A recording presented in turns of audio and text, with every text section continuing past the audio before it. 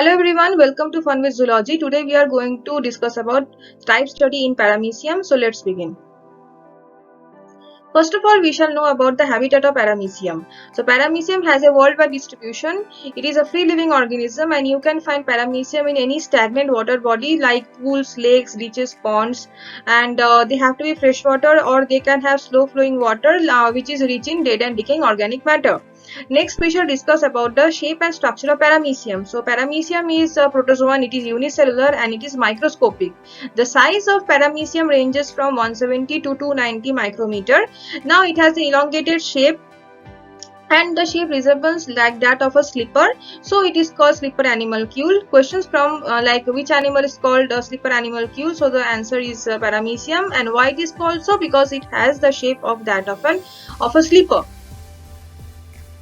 So the posterior end of Paramecium is pointed while the anterior end is blunt and round, and the this part just below the middle of the body, it is the broadest part of Paramecium. Now this whole body of Paramecium has a covering, a thin flexible firm membrane which is called pellicle. This pellicle, it is elastic in nature and they support the cell membrane, and they are made up of a gelatinous substance. Next thing we shall study is the cilia. The cilia are small, they are very fine and they are multiple in number. These are hair-like projections that cover all over the body surface of cilia of the Paramecium, and they are arranged in longitudinal rows all throughout the body of the Paramecium. So they are all of same length, and that is the reason they are called as holotrichous condition. And however, some cilia present at the posterior end of this Paramecium, they are slightly longer than the other cilia, so these are called as the caudal tuft, and due to this presence of the caudal tuft, the species name of Paramecium is called Caudatum. Now the cilia, they help in locomotion, they help in food collection, and they also act as sensory receptors, that is they receive stimuli from the environment. Next is the oral groove. So it is the large oblique shallow depression that is present on the ventrolateral side of the body. It is also called as a peristome, and this oral groove, it gives an asymmetrical shape to the Paramecium.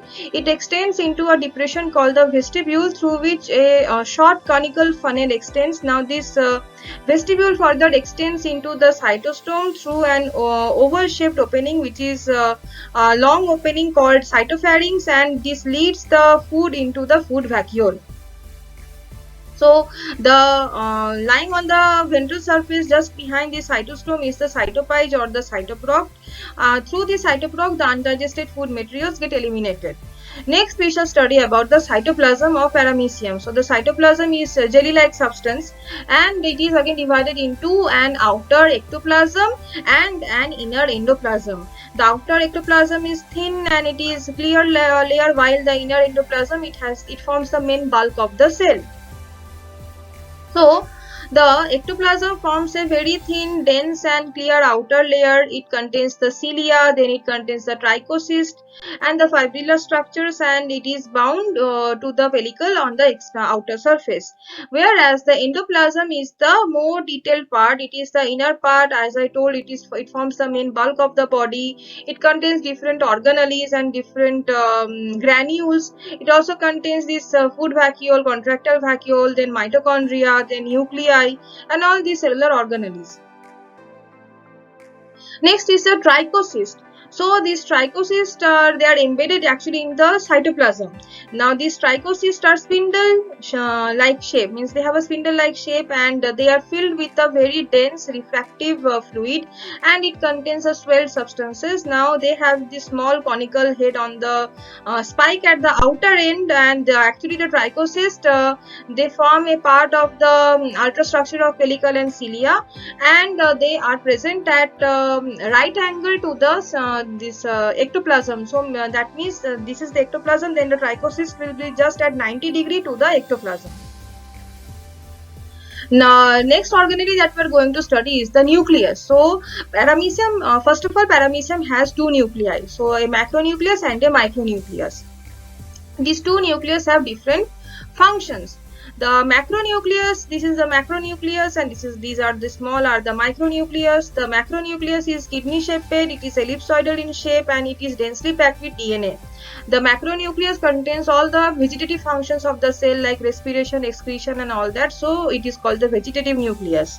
The micronucleus are small, spherical, and they are present near the macronucleus, and they contain very fine chromatin threads and granules, and they control the reproductive process, so they are called the reproductive nucleus. So macronucleus is the vegetative nucleus and micronucleus is the reproductive nucleus. Now the paramecium also has two different types of vacuoles, the contractile vacuole and food vacuole. The contractile vacuole, they are two in number. Two contractile vacuoles are present in paramecium on each side of the body on the dorsal surface, and they are filled with fluids. They are present at fixed positions just between the endoplasm and ectoplasm, and they disappear sometimes, so they are called temporary organs. These contractile vacuoles are actually connected with the 5 to 12 radial canals. These star-like, these are actually the radial canals, and they pour these canals, or they act as pipelines, and they pour all the liquid collected from the whole body of the paramecium into the contractile vacuole, that is this round center, and this makes the vacuole increase in size or swell in size. Then this liquid inside the contractile vacuole is discharged to the outside through a permanent pore. So in this way the contractile vacuole takes the extra water and throws it outside. So the posterior contractile vacuole, as you can see, it is located close to the cytopharynx, and hence more water enters into this contractile vacuole, which is present near the cytopharynx, and due to this position, this contractile vacuole functions more. It gives out more water because it can actually engulfs more water. So these contractile vacuoles, they help in osmoregulation, they also help in excretion and respiration in paramecium. Next we shall discuss about the food vacuole. The food vacuole are these round vacuoles. They are non-contractile in nature and they are roughly spherical in shape. They are present in the endoplasm, and the size of the food vacuole varies because when they engulf food, they increase in size, and when they give out the undigested food material after digestion, then they decrease in size. So these size varies, and they contain the enzymes which help in the digestion of the food. These food vacuoles are associated with the digestive granules that also help in the food digestion. So now we shall start with the structure of cilia. So as I told you earlier, the whole surface of paramecium is covered by many small hair-like projections called cilia. The cilia, they occur in longitudinal rows all over the body, and this condition is called as holotrichous condition, in which all the cilia all over the body, they are equal in size, and the cilia just on the posterior end of the body, they are slightly longer and called as caudal tuft. Now the cilia, they have the same structure as that of the flagella, that is they have an outer sheath, protoplasmic sheath, that is continuous with the plasma membrane, and they have these 9 outer doublets and 2 central microtubules. So in some cilia, the 9 outer fibrils are not paired, but there are 2 central longitudinal fibrils which are thinner than the outer doublets. So each cilium, it arises from a basal granule or kinetosome, which is very important. That what is the origin of cilia? So cilia originates from a basal granule or kinetosome. You must remember it. The 9 pairs of the peripheral tube, these fibrils, they fuse together to form the wall of the kinetosome. So the kinetosome is a tube which is either open or closed at the lower end, and the 2 central fibrils, they just stop at the level of the pellicle. So the these central tubules are absent in this basal body. This basal body is actually made up of the 9 outer doublets. So arising from the kinetosome is a thin rhizoplast which does not join the nucleus. Now this ultrastructure of cilia, so it is almost similar to that of flagella, and they have a fibrillar composition. So at the base of the cilia, this base of the cilia has a diameter of about 0.2 micron or 2000 angstrom, but it can increase up to 10 micron in diameter when it is above the cell surface or when the actual cilia projects out from the cell surface. So in the base it is 0.2 micron, but on the outer part it is 10 micron in diameter. The cilia is bounded by unit membrane, which is continuous with the plasma membrane. In the matrix, there are 11 longitudinal fibrils or microtubules. So there are these 9 outer doublets and 2 central microtubules. So there are 11 fibrils which are located in the center, while the remaining 9 fibrils are they are arranged peripherally on the outer surface of the central fibrils. Now each of these 9 outer fibrils they have a thickness of about 360 angstrom, and they resemble and remain continuous with the plasma membrane. The bounded space of the cilium contains a watery substance called as the matrix, and the doublets are composed of 2 subfibrils. These subfibrils are 180 to 250 angstrom in diameter. These subfibrils are 2 in number. The one is complete or larger one is called the subfibril A, and the other one is smaller one, it is called the subfibril B. And the subfibril A actually gives 2 thick projections or arms from its outer surface, and these arms are actually the dynein arm. So there is one outer dynein arm and an inner dynein arm which helps to connect the subfibril A with the subfibril B of the adjacent microtubule, and they also are attached with each other with these nexting arms, and these subfibril A are connected with also the central tubules. So the arms of the subfibril A of all the outer fibrils remain directed in clockwise direction. So they attach with the adjacent microtubule in a clockwise direction, and this helps the cilium to move in a clockwise direction. So again, the subfibril A occurs more closely to the central part of the cilium than the subfibril B. Again, these 2 central fibrils, these are not paired, so they occur singly. Thus, they are just 2 in number. And these 2 central fibrils, they have a diameter of 250 angstrom thickness, and both the central fibrils, they remain separated by a space of 350 angstrom thick wall, and they remain enveloped by a common sheath. Now, Gibnos in 1967 reported that the sheath of the central fibrils actually give out 9 radially arranged spokes which connect with the subfibril A. So actually these spokes connect the subfibril A with the central tubules.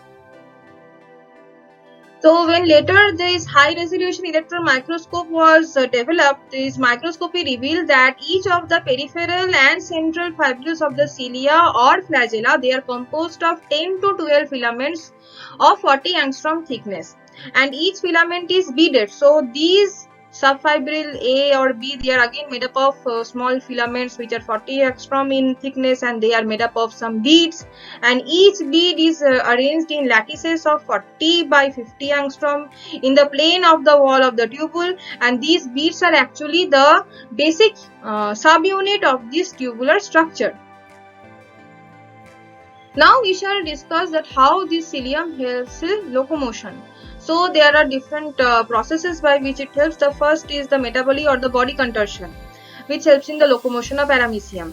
The body of paramecium, it is very elastic and it can squeeze itself, it can make it thin and let it squeeze itself through any narrow surface that is narrower than its body, and when it has gone out through the passage, then again it can resume its original shape, and due to this temporary change of body shape, it is called metaboly, and due to this it can squeeze itself out and it helps in the locomotion of paramecium, which is obviously done by the protoplasm.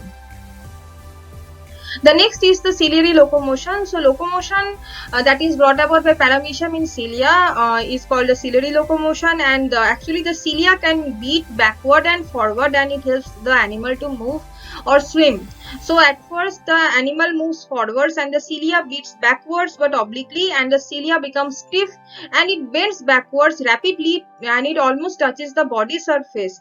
So this is called the effective stroke. So again I am explaining, the cilia becomes stiff, it moves backwards and touches the body surface. This is called the effective stroke. Now the cilia becomes limp and returns slowly to the original vertical position. This is the recovery stroke. In this way, the animal can move in the forward direction and it propels the water in the backward direction due to this stiffening movement of the or this due to this effective stroke of the cilia. Now the cilia of the same transverse row beat together, and those of the same longitudinal row beat one after other, and it continues in from the anterior to the posterior side of the body. This is known as these metachronal waves. So this coordinated movement of the cilia from the anterior to the posterior part is called the metachronal rhythm, which is due to the infraciliary system, and it also helps the animal to move forward. But when the cilia are beating obliquely backwards, then at the same time the longer cilia at the oral groove, as you know, this oral groove has some longer cilia, they beat more vigorously, and it causes the anterior end to swerve to the left. So the animal always moves or tilted towards the left. The action of the cilia of the body and the oral groove makes the animal to rotate on the long axis, and this rotation is always towards the left. So like this, the animal moves towards left. This combination of the forward motion and the rotation makes the animal move in a counterclockwise spiral path, and this path has this straight axis, and the same body surface of the animal moves towards the axis of the spiral path. And but when the animal swings backwards, then it tends to tilt on the right side, and the cilia beat can be reversed so that the cilia can move obliquely forwards, by which the animal can swim again backwards. Now Jennings said that the spiraling of paramecium is due to the fact because that while the cilia strikes backwards, they do so obliquely to the right, and thereby it causes the animal to roll over to the left. So actually the cilia beats to the right, so the animal moves towards the left. And also this swerving of the body towards the aboral surface is largely is mainly due to the greater power of the effective stroke of the oral cilia, or the cilia present near the oral groove, which makes the which again strikes backward and helps the animal to tilt towards or roll towards the left. Now this result of the rotation is that the paramecium moves along this long axis, and it also moves in a more or less straight path. Now we shall discuss about the nutrition in paramecium. So paramecium is actually holozoic in nature. It can feed on bacteria, yeast, algae, and other smaller protozoans. The cilia present at the oral groove are they are more or less fused to form an undulating membrane which sweeps the food particles inside, or lets the food particle enter inside through the cytostome into the cytopharynx. And at the posterior end of the cytopharynx is the food particles are engulfed by a watery vacuole, and when this food vacuole is completely filled or loaded, then it constricts off, and it pinches off, and it forms a round food vacuole. And then this food vacuole starts to rotate in the cytoplasm. This rotation is called as cyclosis. So when this food enters the food vacuole, the digestion process starts. There are different digestive enzymes present in the food vacuole which helps in the digestion of the food particles. So at first the content of the food vacuole is acidic in nature, but when the digestion starts, the reaction starts, then the food vacuole becomes alkaline, and this digested food is absorbed and assimilated. And when this digested food is assimilated, then the food vacuole decreases in size, and comes to the forward part or anterior part, and then it becomes very small, and ultimately it is given out of the body. Means whatever this undigested food material is left, it is given out of the body, and this rotatory movement through the endoplasm is called the cyclosis. So this food cyclosis is actually this rotatory movement or streaming movement of the food vacuole in the endoplasm of paramecium. It is found mainly in these animals. So at first, during cyclosis, the food vacuole moves to the backward portion or to the posterior portion. Then it becomes weak, and digestion process starts. It again starts moving to the anterior portion. It becomes weak because already the food is digested and assimilated. The food vacuole decreases in size, and whatever is left is given out of the body through the cytopage or cytoprobe, and it is called the anal pore. Now we shall discuss about excretion and respiration. So the contractile vacuole actually controls these processes. The nitrogenous waste products, the excess of water and carbon dioxide that are formed during respiration, they are all given out of the body through the contractile vacuole. Now this vacuole increases in size, and the limit of dilation when it is reached, the contractile vacuole contracts and bursts and gives out all or discharges all the waste materials out to the exterior, and they again start forming slowly and again start engulfing water and the excretory waste. So whenever they engulf water and the excretory matter, then they increase in size, and when they are fully increased, then they start contracting and they burst out and give out the these waste materials outside the cell surface. So in this process, the contractile vacuole increases and decreases in size. So this is called the pulsating vacuole. Now these vacuoles, they help both in excretion as well as respiration, and actually the animal respires, means it takes in oxygen, the dissolved oxygen in water through the body surface or through the pellicle, and gives out the carbon dioxide through this with the help of these contractile vacuoles. The next very important part is the reproductive process in paramecium. Questions come from this process because paramecium can reproduce by asexual methods as well as sexual methods. So paramecium, first of all, we shall discuss about the asexual method. So paramecium reproduces asexually by binary fission. It gives birth to two daughter animals, and these animals are formed by binary fission. Actually, this binary fission is transverse binary fission because the animals are cut or divided right through this transverse plane through the middle part of the body, and at first the karyokinesis or the division of nucleus takes place, then it is followed by the division of cytoplasm. The cytoplasm divides, that is a cytokinesis, and then two exact replica or two similar daughter paramecia are produced from the parent cell. They are exact replica of each other and also to that of the parent, and this entire process takes just 2 hours. Now just in between these binary fissions, the conjugation process also occurs in paramecium. So it is a temporary union of two individuals. So at first two individuals come together, these two paramecia of opposite mating types, they come in contact by the ventral surface, and a protoplasmic bridge is formed in between them. The macronuclei, now as you know that every paramecium has a macronucleus and a micronucleus. The macro is the large one and the micronucleus is the smaller one. So at first the macronuclei of the two conjugates, now when they are joined by the protoplasmic bridge, they are called as the conjugates. So the macronucleus of both these conjugates disappear and are absorbed into the cytoplasm. Next, the micronucleus of each of these conjugate divides twice to produce 4 micronuclei, out of which 3 again degenerate. So 1 micronuclei is left. This remaining nucleus now divides unequally to produce a larger or stationary pronucleus and a smaller or migratory pronucleus.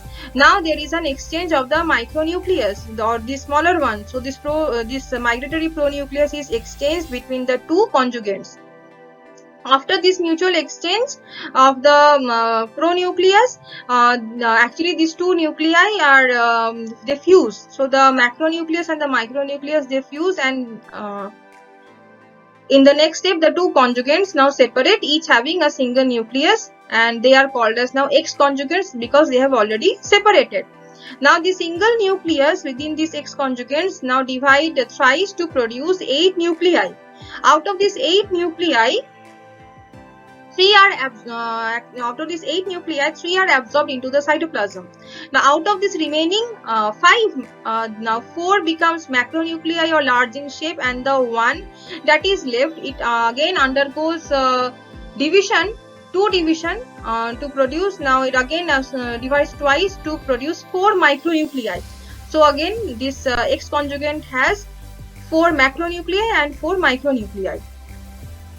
Now in the meantime, the X conjugate now divides twice to produce 4 individuals, each having a macronucleus and a micronucleus, and therefore out of these two conjugates, actually there are 8 new daughter cells produced. So what is the advantage of conjugation? As you saw, this is a large process and 2 conjugates are required. So what is the advantage? So actually it is a renewal process or rejuvenation, because it is a natural provision by which new energy is infused into the daughter cells when the old parent cell has become old and tired after repeated binary fission. So it is actually a rejuvenation process. There is another rejuvenation process in paramecium, which is the endomixis. Now during endomixis, the macronucleus disappears first. Now this micronucleus divides twice to produce 4 nuclei, out of which 3 degenerate or disintegrate. Now the remaining nucleus now again divides, and the paramecium also divides, giving rise to 2 paramecium, each having a single nucleus. This single nucleus in each paramecium divides twice to produce 4 nuclei. Now out of these, 2 are converted into macronuclei and 2 are converted into micronuclei, and the daughter paramecium now again divides twice to give birth to actually 4 paramecium, daughter paramecium, which have 4, these all they have 1 macronucleus and micronucleus. Now by the process of endomixis, actually 4 rejuvenated individuals are produced. So by binary fission 2 offsprings are produced, by conjugation 8 offsprings are produced, and by endomixis 4 offsprings are produced. Now in case the conditions becomes harsh, that is there is no humidity or temperature falls or temperature becomes very high, then for survival this paramecium they develop an outer coating or a cyst, which is a tough wall around the body, and it helps the paramecium to go through or pass through this harsh condition, and whenever the harsh conditions they disappear, and then the cyst wall breaks and the paramecium can emerge out of the cyst and again start its new life. But encystment in paramecium is very rare, it is not found very often. So this was all about the type study in paramecium. Some questions come from mainly from the ciliary system, ciliary locomotion, ciliary structure, and from this reproductive process in paramecium, that is conjugation. So this was all about the type study in paramecium. If you have liked this lecture video, then do like, share and subscribe to my channel, and press the bell icon so that you may receive the notification of the other upcoming lecture videos. So that's all for today. Thank you.